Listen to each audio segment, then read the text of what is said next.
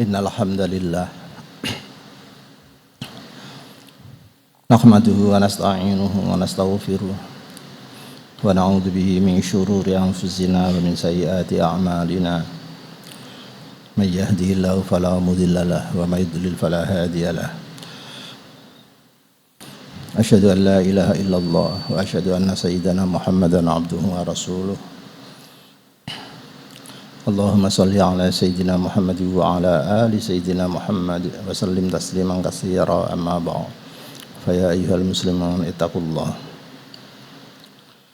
ittaqullah ta'ala mastata'tum faqad fazal muttaqun. A'udzu billahi minasyaitonir rajim. Wa wassaynal insana biwalidayhi ihsana hamalathu ummuhu kurha wa wada'athu kurha wa hamluhu wa fisaluhu salasuna syahra hatta idza balagha ashuddahu wa balagha 40 sanatan qala rabbi auzi'ni an ashkura ni'mataka allati an'amta 'alayya wa 'ala walidayya wa an a'mala shalihan tardah wa aslih li fi dzurriyyati inni tubtu ilaika wa inni minal muslimin. Ulaika alladzina nataqabbalu anhum ahsana ma 'amilu wa natajawazu an sayyi'atihim fi ashabil jannah wa 'inda sidqil ladzi kanu yu'adun. Shadaqallahul 'azim. Ma'asyiral muslimin, khutbah masih berputar pada panduan Al-Quran bagi kaum muslimin yang sudah berusia 40 tahun. Satu-satunya umur yang disebut di dalam Al-Quran. Ada 6 panduan yang pada seri khutbah ke-59 ini bicara tentang poin keempat, yaitu wa aslih li fi dzurriyyati. Orang barat menyebut usia 40 tahun itulah disebut usia sebenarnya seseorang menentukan eksistensi dirinya. Mereka menyebut life begin at 40. Kehidupan itu diawali dari usia 40 tahun. Terhadap kekeluargaan dan brotherness ini atau persaudaraan, ada penelitian di Seattle dan di California pada tahun 1954 sampai 72. Penelitian difokuskan pada tempat-tempat panti jompo atau yayasan-yayasan yang menampung orang-orang tua dengan sampling sekitar 4.700. Hasilnya mereka yang guyup, yang suka berkunjung, yang suka berteman, itu seluruhnya itu berumur panjang, lebih panjang umurnya dibanding yang jekutit tanpa serawungan, tanpa ikut-ikut gitu. Makanya tidak salah jika disebutkan bahwa silaturahim itu memperpanjang usia. Itu ada hasil penelitian di Seattle dan di California pada tahun itu. Kesimpulan kedua, mereka yang suka berkunjung, bersahabat, bergurau, berinteraksi dengan sesama, itu semuanya sehat-sehat. Alasannya sederhana, karena kesehatan itu 80% ditentukan oleh jiwa yang fresh, jiwa yang sehat. Sedangkan karena bakteri itu diperkirakan hanya sekitar 20%. Karena itu mendapatkan hiburan, serawungan, senda gurau yang bermanfaat itu sungguh menyehatkan. Ketiga, dari sisi kos pembiayaan, mereka yang sering berkunjung, sering bersilaturahim, beramah tamah, itu kosnya lebih irit, biaya hidupnya lebih irit 30%. Atau mereka yang jekutit, yang tidak berteman, itu justru kosnya atau tambah 30%. Itu penelitian di Shuttle di California tahun 64 sampai 72.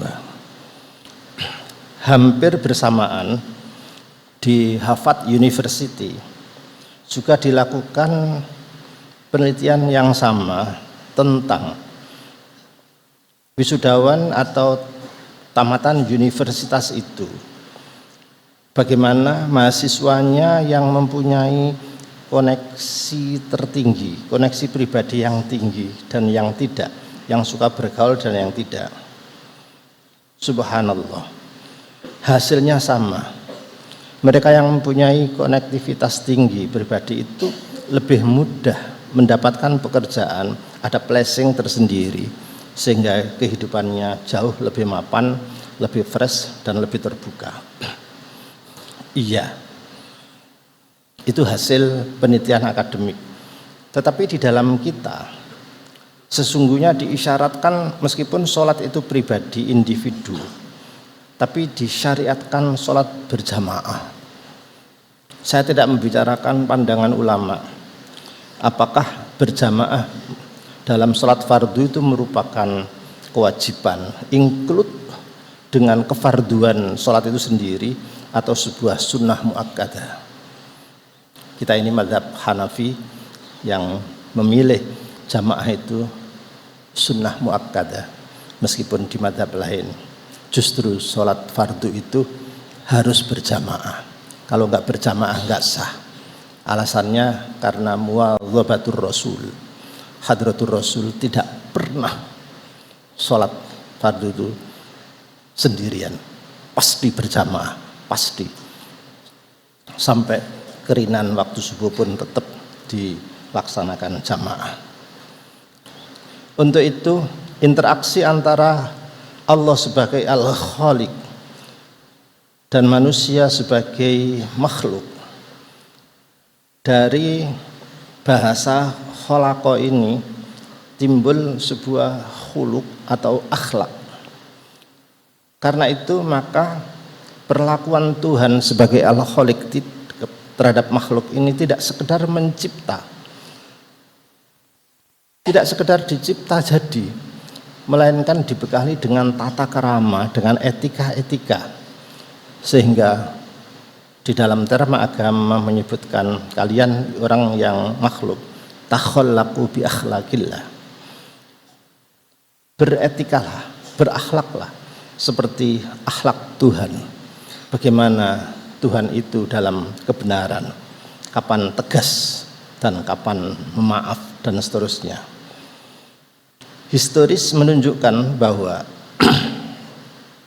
para ulama yang kita anut di negeri ini adalah para ulama, para pendahulu selain seorang sufi. Beliau-beliau adalah seorang faqih, alim, lebih menonjol faqihnya, sehingga negeri ini keislamannya, daya dakwahnya itu tinggi.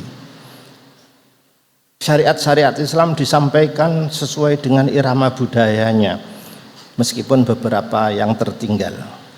Sehingga kemajuan perkembangan agama Islam di negeri ini, di Indonesia ini, itu lebih marak, lebih militan, lebih punya rasa jihad dan seterusnya, karena ulama-ulamanya banyak yang faqih. Bandingkan dengan di Thailand, di Patani misalnya, yang memasukkan agama Islam di sana kebanyakan ad-du'atul muslimun yang membidangi sufistik, sehingga yang memperjuangkan Islam di sana ini banyak pendekatan sufistik, tidak pergerakan perkumpulan gawe ngene, gawe pergerakan ini, gawe seterusnya, tetapi cenderung individual. Sehingga hasilnya pertumbuhan Islam di dua negara ini beda. Di Indonesia keislaman marak seperti ini, dan di Thailand lebih sepi dibanding yang di negeri ini maraknya. Alasannya sederhana, yang ulama Indonesia, para wali dulu itu banyak yang faqih, termasuk di dalam mewarisi perjuangan mereka, tidak sekedar melalui sisi akademik saja. Mereka itu adalah gabungan sesuai dengan bakat masing-masing. Organisasi Islam, organisasi itu tidak cukup hanya dengan satu disiplin. Saya ambil contoh saja. Hadratus Syekh sudah karuan peran imamahnya, peran kepemimpinannya. Tahun zaman PKI itu 65-an itu di alun-alun Jombang. Itu PKI itu mengadakan rapat akbar Jombang gone santri, PKI itu wani sekali gitu. Tetapi kalau mau diaru-arui nanti persoalannya dengan negara, tetapi ada kesepakatan sebagai santri mendownload situs langit. Makanya di Al-Quran tadi disebutkan bentuk perkumpulan itu dzurriyah. Dzarrah itu detail, sehingga anggota yang paling kecil pun tetap dihimpun, tetap diakomodir karena mempunyai kelebihan sendiri-sendiri. Itulah dzurriyah, gabungan keseluruhan dari atas sampai bawah. Ceritanya tahun itu Kiai Haji Abdul Wahab Hasbullah, ini seorang faqih yang pejuang pemikir, itu kolaborasi dengan Kiai Nur Salim di daerah Diwek situ. Kiai Hasbullah yang dikasih kehormatan untuk menyampaikan sambutan bagian akhir pidato itu kan ada Islam, nasionalis, kemudian komunis dan lain. Kiai Wahab Hasbullah itu minta didahulukan sambutan fatwanya itu. Di dalam sambutan yang didahulukan tadi, di ujungnya muning ini, beliau ngendikan begini: sing rumangsa NU yang muslim nek mari iki nang segera pulang, segera pulang. Subhanallah. Begitu selesai, beliau juga pulang mendownload situs langit yang sebelum ayat tadi disebut wa ana amala sholihan tardoh. Kiai Nur Salim yang di Diwek itu mengadakan ritual khusus.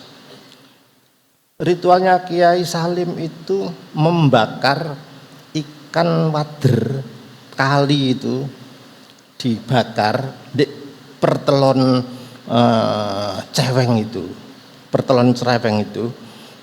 kemudian nyeluk tukang-tukang becak dan minumnya itu pakai air yang diwadahi kendi air.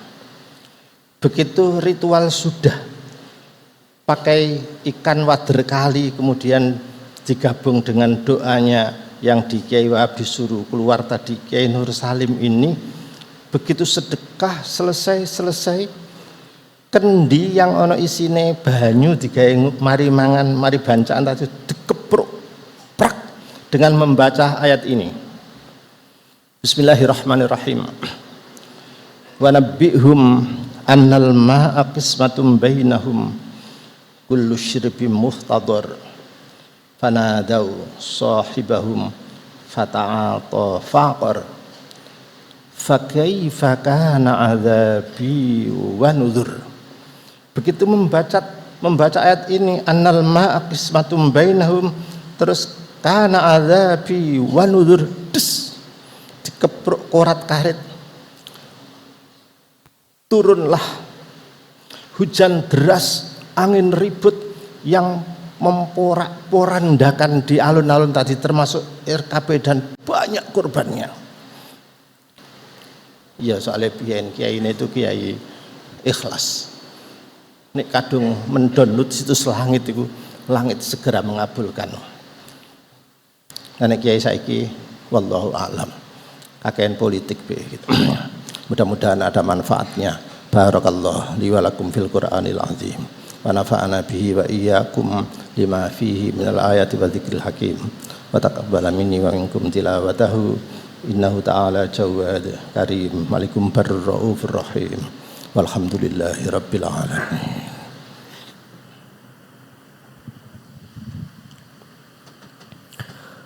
اللهم صل على سيدنا محمد وعلى آل سيدنا محمد.